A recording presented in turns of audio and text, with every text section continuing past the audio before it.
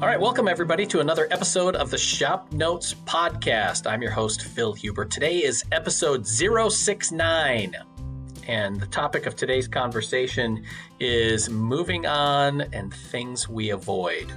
Before we get started with today's episode, just want to give a shout out to our sponsor.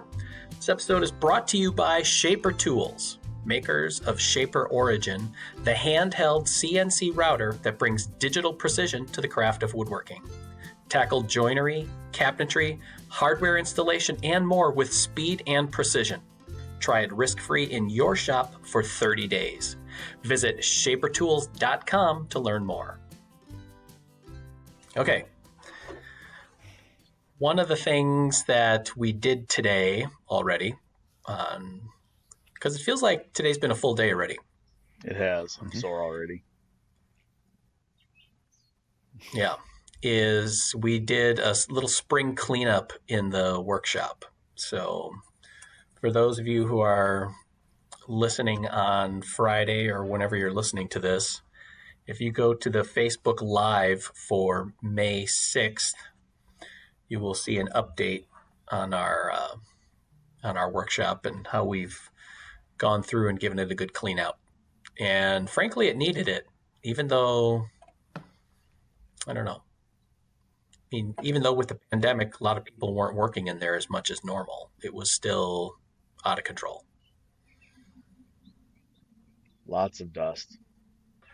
I know one of the things that we did too during the time was, because I got here a couple minutes later than our start time, is I saw quite a few people bringing stuff out to throw away, whether it's jigs or I think we had a burned out vacuum cleaner and a couple of other things in there. So that must have happened before I got there because I would have rescued all the jigs. They're gone now. They're gone now. Jig another day. Yep. So that had me thinking about my own workshop and my workbench building adventure that I'm on. And it has a cabinet base with some storage drawers that I'm going to put in there. Just to prevent the dust buildup, as I've talked about in previous episodes. Having the case of the case and base of the workbench going all the way to the floor. So stuff can't hide underneath it. And then fully enclosing the base with drawers to keep dust and shavings and crap all from building up underneath that. So seeing the cleanup today reinforced the idea that this is a good idea. However, for those drawers, I was trying to figure out what I was going to do for the joinery. And I was talking with you guys about it, and it looks like I'm probably going to do half-blind dovetails on the fronts. Probably through dovetails on the back. Maybe dados if I feel lazy. And I will say that I was a little hesitant about it because hand-cut dovetails are something I sort of avoid. And I think part of the reason that I avoid them is that quite a few other people make such a huge deal about dovetails and hand cutting dovetails and blah, blah, blah, that it just cues the Gen Xer in me to want to just kind of, no thanks. Yeah. I'll avoid this bandwagon. Thank you. Yeah. It's a big commitment. I mean, you're saying this is your forever bench if you do dovetails. Right. Yeah. It's the tattoo. Mm-hmm. So anyway, I was just thinking about it, just that and other techniques or tools that I've avoided for whatever reason. Mm-hmm. Kind of like miters. I kind of avoid miters. Not out of any bandwagon sort of thing, but just I hate trying to get 4 miters to line up. Yeah. And then getting them to stay that way and not open up later on and just be mad at them later. And yeah, it's a struggle. Yeah. So Yeah, I'm the same way even with like machine cut dovetails. Like I won't even go that far sometimes, even though I like dovetails for drawers. It's like I don't do them that often, so it takes a whole day to set up the jig and fussing back and forth, and it's just like I'm too old for this. Can I Or say you're that? not old Sure. enough For this. for it. Right, maybe that's it. Yeah. I'm just not ready. I'm not mature enough as a woodworker. Hmm. I got a ways to go. I'm growing up to do. So now, Logan, I know on your nightstand project, Yeah. you did a bevy of dovetails. Mm-hmm. Where's your stance on that?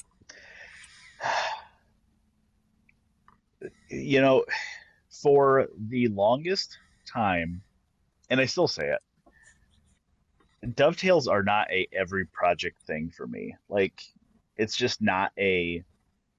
It takes a special project or a special uh, aesthetic that I'm going for to do it. Right? Like if I'm just building kitchen cabinets for somebody, nope, you're not getting dovetails unless you're paying for dovetails. But like for the nightstands, I did. I didn't know a bevy was the term for a group of dovetails, but the the the murder of dovetails, flock of dovetails, the bevy of dovetails Mhm. that was on those. Um, they were quite honestly they're super fun to cut by hand. I got to play around with the new dovetail guide I got. Those were a little different because they're mitered through dovetails, so the back and front 3 inches on the case was mitered at 45 degrees. So let's combine everything we hate into one joint, you know, with miters, dovetails, and everything. But I thought it was important to the look of it, and as much as I don't want to say I despise dovetails because I love how they look and I enjoy the process of cutting them if I'm not in a hurry. Um, but Right. as much as I generally avoid them, I avoid dovetail jigs that much more because setting up a dovetail jig for a router, I just hate it. I hate it. And I have a nice I have the Lee 18-inch one. It's a super nice, in my opinion, one of the nicest jigs you can get. But um, yeah, I just avoid it at all costs. So hand cutting them. If I was, and I will be at some point soon, building a new workbench, and it was going to be my forever bench, I would dovetail the drawers. Yeah. And part of what made me go that route, as you guys know, is the drawer pieces are going to be made out of fur, white fur that I got from Logan, and in thinner material. And I was just a little anxious that the fur would not stand up to uh, like a locking rabbet joint. Mm-hmm. There's just not a lot of rigidity in the fur, I guess maybe is the right word, or there's really uh, because on the locking rabbit there's just that real thin tongue on there that can easily snap off. And then the same thing, because my other go-to joint would be like a drawer joint used with a dovetail bit. And again, I just wasn't, for a shop project in that fur, I don't know that that would be strong enough. So that's kind of where I thought that the dovetails would be strong enough to be able to stand up to that kind of use. Mm-hmm. Yeah, and fur is pretty soft, so I mean it should be fairly easy to, cut and chisel Right. and it's what, a half-inch material. So Yeah, because I'll use 1/2 inch for the sides, 3/4 inch for the front. And so that See shouldn't it? be too bad there. But Yeah. seems yeah, just like a lot of drawers though. Is it like 8 drawers in that bench or? yeah, it'll be 8 drawers. I'm opposite of John. I dread dovetails in softwoods. I would much rather do dovetails in hardwood. I feel personally, I feel like it's easier to get crisp, clean dovetails in hardwood than it is softwood. I mean, is it easier going with softwood? Yeah, but I feel like it is tougher to get them to look good in softwood. Which, again, that begs the question, does the look of them really matter? Not really. Yeah. And going back to, we were talking about the dovetail jigs. It's not like we mean to bash dovetail jigs because they are pretty handy. It's just if you don't use them often enough, or have what's really helpful is if you use them a lot and they're set up well and you have a dedicated router with a dedicated bit that's always set up, and makes it a lot easier, and it's one less thing to fiddle with. So if you do want to make a lot of dovetail drawers, that might be the way to go. But if you're not using it very often, they can be kind of inconvenient that way. Well, and let's be set up. So let's be extra clear. John's not meaning to bash him. I am completely bashing him. I love the controversy. Yeah, you're so edgy. Yeah. See, and I feel like I would be probably more in John's camp because I actually made a dovetail jig for myself, thinking that I would use it. You know, if I had it, then I would use it. But I had it for I don't know how long and just never did. And I don't know why necessarily. Maybe because I don't do cabinets with drawers all that often. So it just didn't come up. And I think that's probably the same thing with part of my reluctance to do hand cut dovetails, is that I just don't do casework like that where I need to do dovetails. Mm-hmm. You know, a lot of times cases that I'll construct are plywood based, and you're not doing hand cut dovetails in plywood. Why not? Or at least I'm not gonna. Right. I mean, you edge glue it, you could dovetail it, right? Because I like to enjoy my woodworking. Yeah. Yeah. Yeah, I'm the same way. I bought one of the Porter Cable dovetail jigs probably 10, 12 years ago, and I had it, thought I'd use it a lot, and it just wasn't making a lot of drawers, and I don't know that it ever left the box. And I turned around and sold that because we have one here, and it's like if I ever want to use it, it's here, but I just didn't find the need to have it at home, so yeah, just not making a lot of drawers. So there's kind of a two-for idea here then, in the sense that, you know, there's techniques that I avoid, and then there's also techniques that I've just kind of moved on from, even though I thought they would be cool at the same time. It's just part of your progression as a woodworker, I guess, is, you know, I've made a few jigs from ShopNotes magazine where I just thought it was the super coolest thing in the whole world, and it was really easy and handy to have, and then just never used it. And then, you know, nice thing is I was able to give it away to other woodworkers, or to my dad, who's also a woodworker. And you know, for example, one of them was a taper jig that was in ShopNotes that was for the table saw. Super cool. Worked like a champ. Could be set up for 4-sided tapers. Adjustable T-track, could use it for straight line ripping, all that kind of stuff.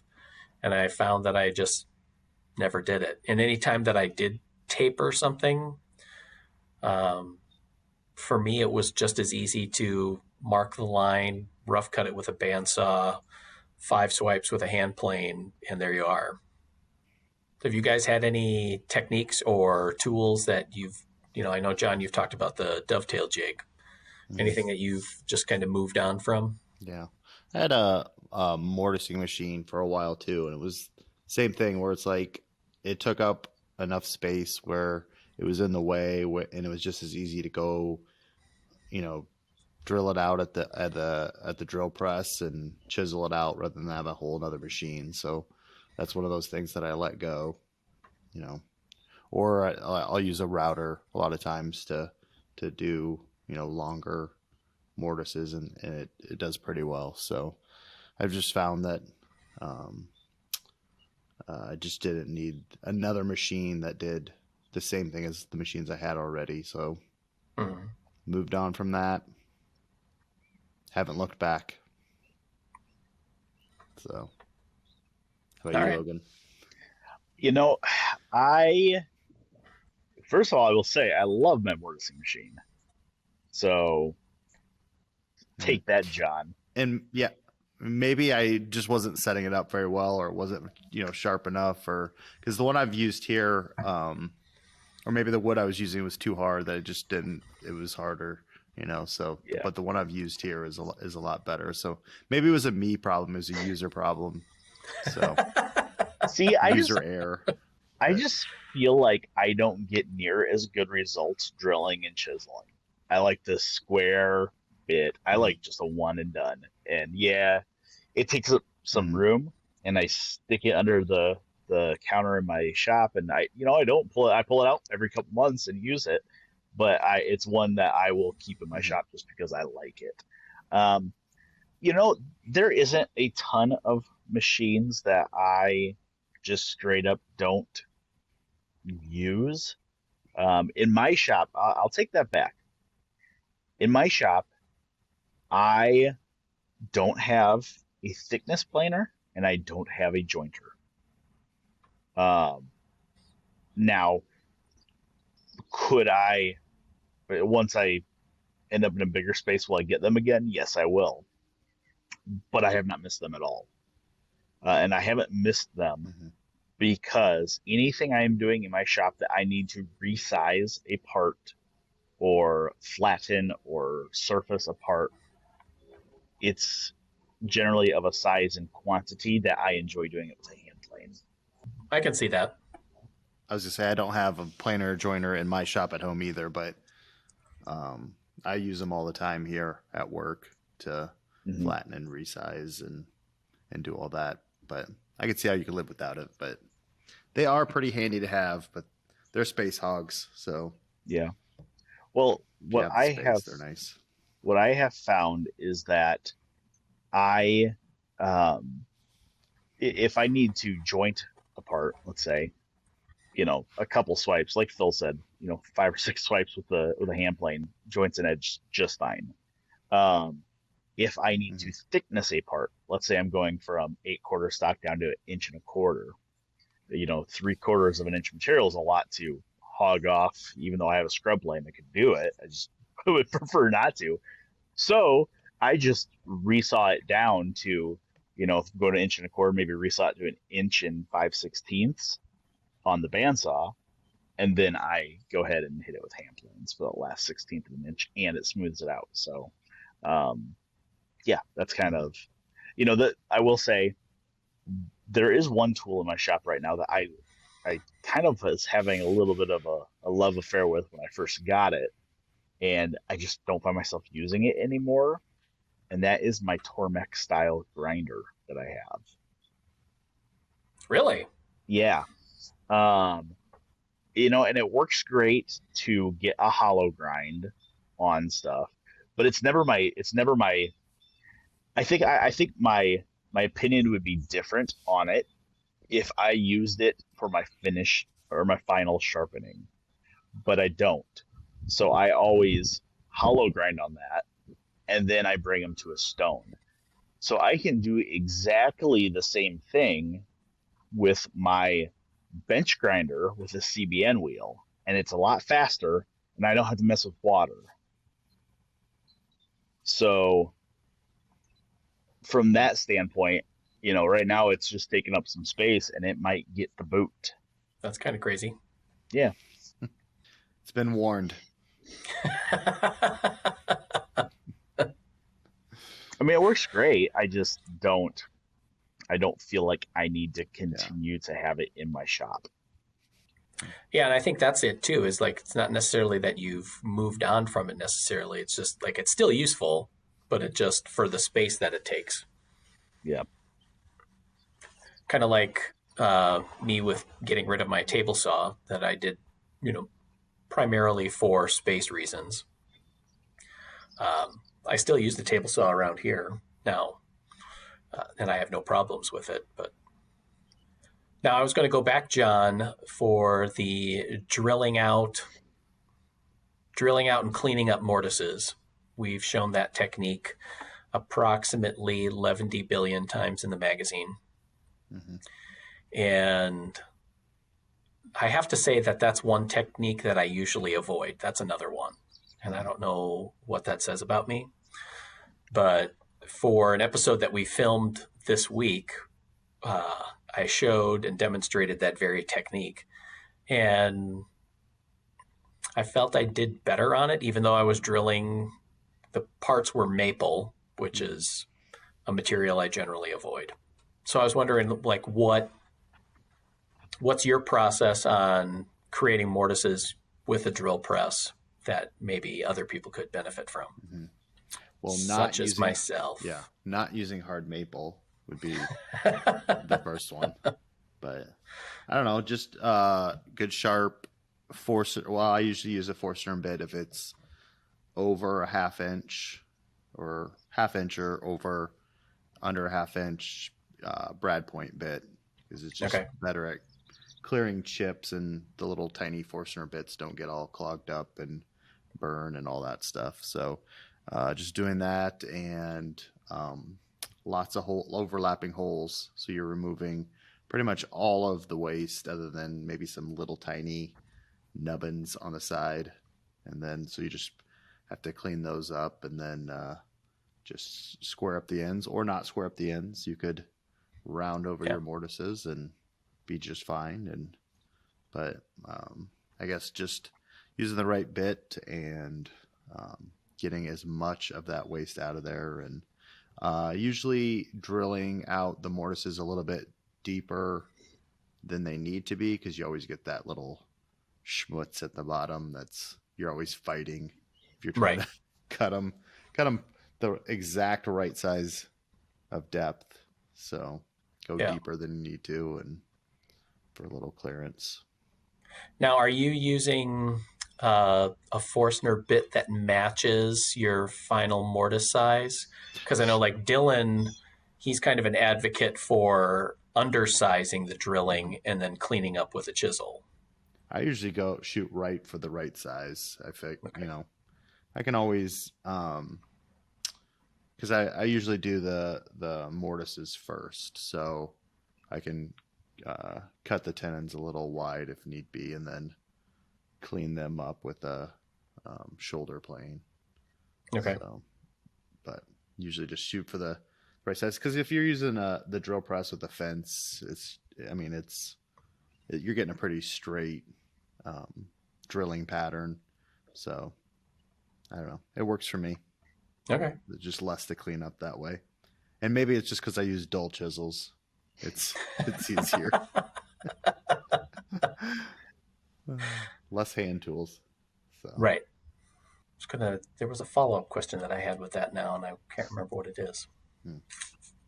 Probably asking how I sharpen the chisels. Concrete slab. Yep. Yep. So, but yeah, the mortises that we did for this bench this past week turned out pretty good, even though they were in hard maple. Probably because they were smaller too. I mean, it was a half inch by an inch or less, so they weren't too bad. Yeah, they weren't very long mortises, although they were pretty deep, which I think sometimes can get in the way for me of getting a consistent mortise size. Yeah. And that was my question is, do you feel like when you're cutting them that you can be fairly consistent? Like, are you trying to shoot for a solid joint straight off the saw, or are you fitting each joint? It feels like I'm usually fitting each joint.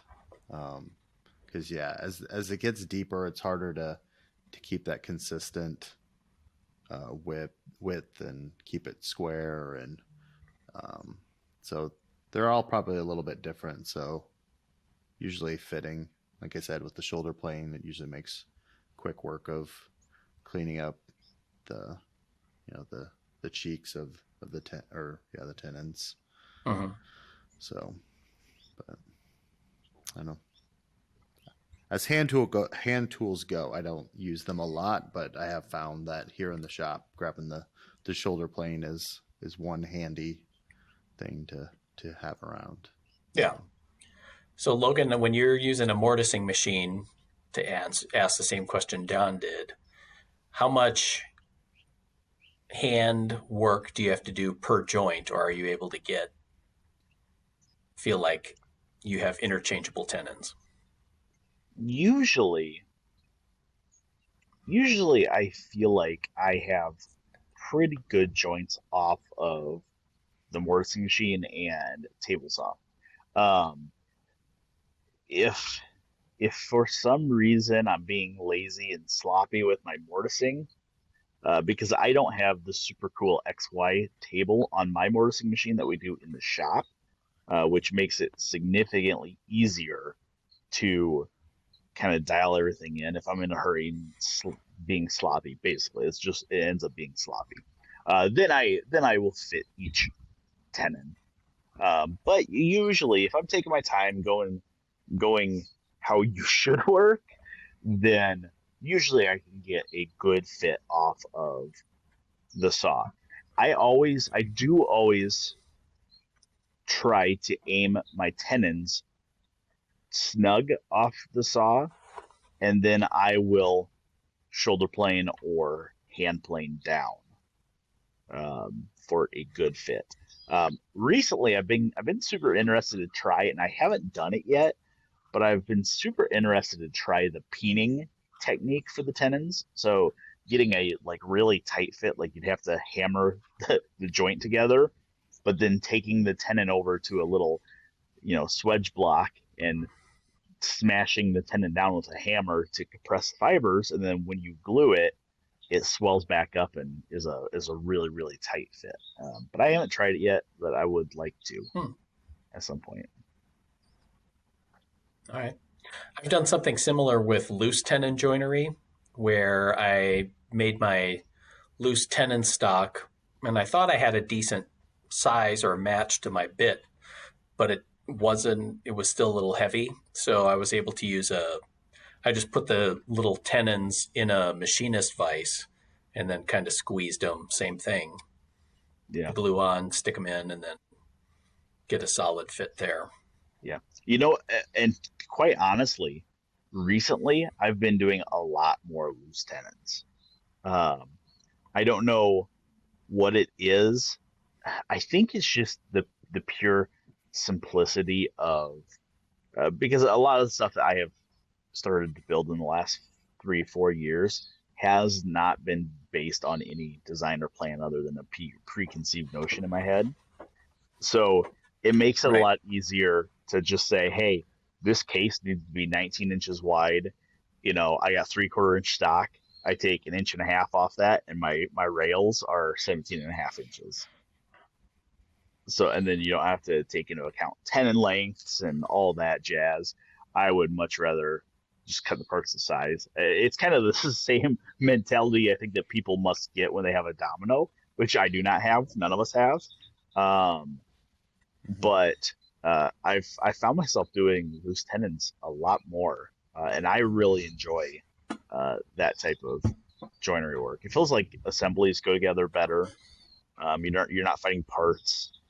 The planter boxes I have been working on and am finishing up, hopefully this evening, are all loose tenons. So you just use a router then, or a handheld router, or have you, like, I think last time that you did this, you used the mortising machine that was recently in Woodsmith?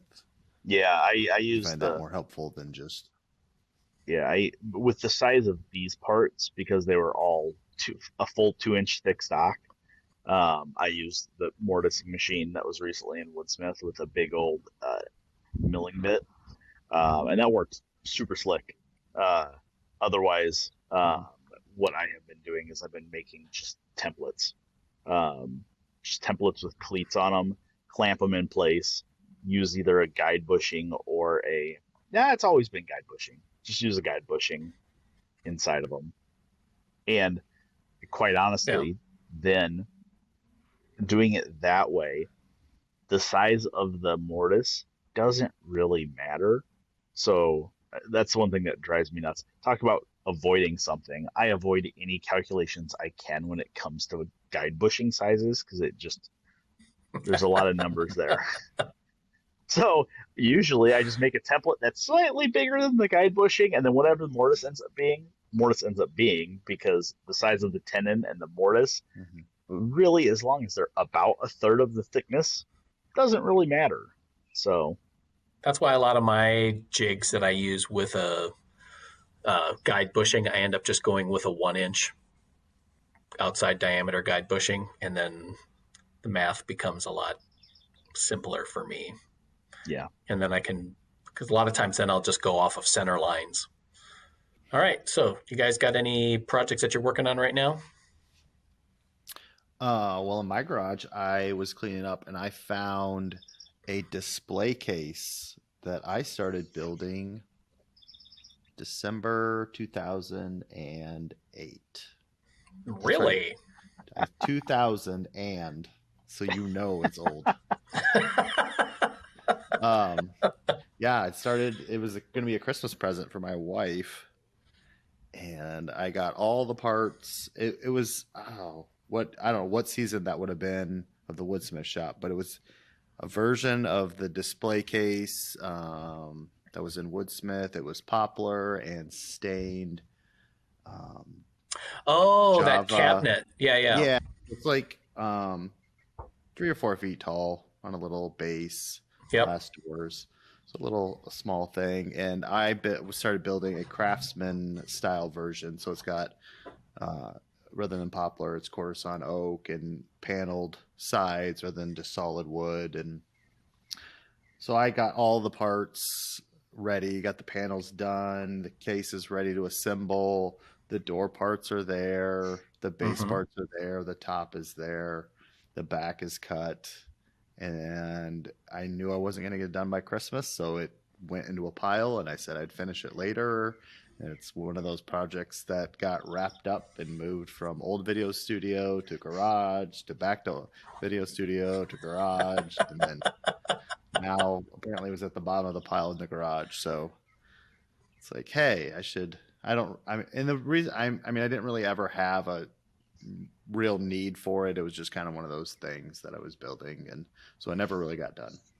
Yeah. So I found it and I was like, hey, I should just put this together and finish it and send it on its way, whether I keep it or we give it away or whatever. It's just one of those things. It's not that far off. I can get this done, right? So Sure. Okay. That's cool. so that's pulled that out and started sanding it. I've probably sanded it several times now over the years, getting it ready for finish. So we'll get it done. I'm not going to take the oxidation off of it. Right. Knock that layer off. But yeah, I'm not going to put a deadline on it, but I'll get it done. Maybe by the end of the summer. Sure. So that's what I'm doing right now. Logan, you got your planter boxes. Yep, my evenings have been split. My evenings and weekend days have been split. I've been working on 2 different things. These planter boxes are one of them. There's 4 of them. They're huge. They're massive. They're 3 foot tall, 3 foot deep, and 6 feet long. So they're big. They'll hold a little under a cubic yard of dirt, which is 2,000 pounds. So I've been doing a lot of the loose tenons in them are all 1/2 inch thick oak loose tenons that are about 6 inches long, maybe 5 inches long. And then I did a frame underneath of pressure treated material. So when my friend goes to move them, his plan is to move them inside during the winter, that his pallet forks on his tractor will pick up on a framework, not only the long stretchers. So I'm hoping that it's going to kind of lend some support. And I think he's actually going to use compost in it instead of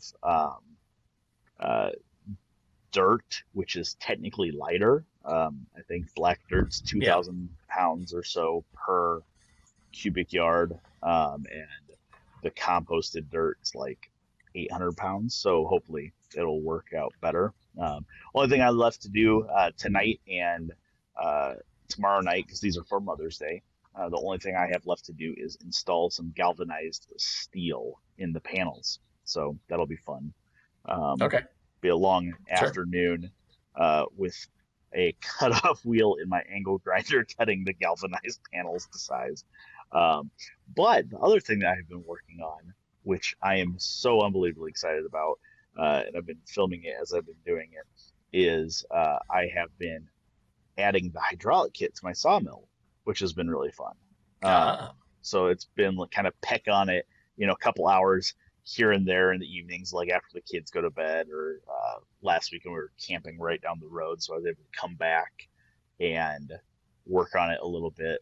And not only do I have the hydraulic kit that I'm adding to give me hydraulic log loading, clamping, turning, and loading. I think that's all. Loading, clamping, turning, and toe boards. There's also a 4-foot extension kit that I installed. I was told that adding 4 feet to it, to the length, it pushes all the hydraulics more centered on the mill, so it actually works better. Everything's more centered on the mill instead of being heavy towards the front. And now she's really, really long. So I hook it up with my truck, and you wouldn't think that 4 foot in an additional length makes it seem that much longer. Oh my Lord, it looks so like, I feel like I'm pulling like I don't know. I feel like I'm pulling a farm implement down the road with how long it is. So it'll be interesting. I'm hoping to finish that up. What's today? Thursday? I'm hoping to finish that up tomorrow night, Friday night. I only have 2 more attachments to add on to it.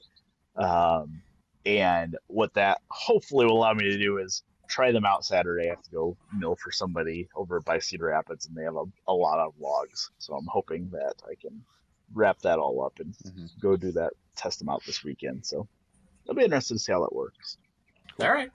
That's cool. Yeah. I'm willing to convert my minivan into one of those like follower vehicles that says like wide load and follow you awesome. around. Yes. With your mill and put the big antennas on to make sure you can go through under bridges and the big whips, get through traffic. Yep. Yeah. Yep. So perfect. Yeah, and going back to your planters, it's probably good that those are like 2,000 pounds just for security purposes. The way lumber prices are, you don't want anybody to walk off with those. The lumber scrappers. Yeah, it's funny. We were outside working on must have been Tuesday evening, and the Amazon driver pulls up. He's like, "Man, these things are really nice looking." And I just sprayed them down with finish. He's like, "These are really nice." I was like, "Yeah, they're wet. Don't take them. Don't touch them. Handprints will be all over." Well, I was able to finally finish my gentleman's dresser and get that installed in my son's room, and that felt super good to have that complete. It was nice to check the box off of that, not only for my son to be able to have nicer storage, because it was just the dresser he had was a secondhand piece that we picked up that was originally a flat pack something or other, so not super well built. And so it was nice to see that done, and even more importantly, to have it out of my workshop, because I figured now it had been in there a solid 3 years, maybe 3.5 years, and it was just, I got done and got it out of there, and I went back out to my shop, and it was like Julie Andrews at the beginning of Sound of Music, just twirling around in there with all the extra space that I had. So in order to celebrate, I started gluing up some plywood leftovers that I had to create some panels for a mid-century modern case that I'm going to be building for my sister. So I have the pieces just off to John's left there. And gonna hopefully make some pretty good progress on that. It's not a super complicated project, not real big either, so I can get it finished and out the door hopefully in a short amount of time. Yeah. I always like to. That's my at work project. Yeah, I always like to follow up a big project with something small that's like, I can knock this out really quick, because then you feel ultra productive. You finish a big project, then you finish 3 little projects. Right. Yeah, you gotta have some recovery time after those big games. You gotta, recoup and keep your woodworking skills honed. Yeah. So it's good to do the little projects. All right. Well, I think that wraps up another episode of the ShopNotes Podcast. Just want to again thank Shaper Tools for our sponsor today. They're the makers of the Shaper Origin, the handheld CNC router that brings digital precision to the craft of woodworking. You can tackle joinery, cabinetry, hardware installation, and more with speed and precision. You can try it risk-free in your shop for 30 days. Just visit shapertools.com to learn more.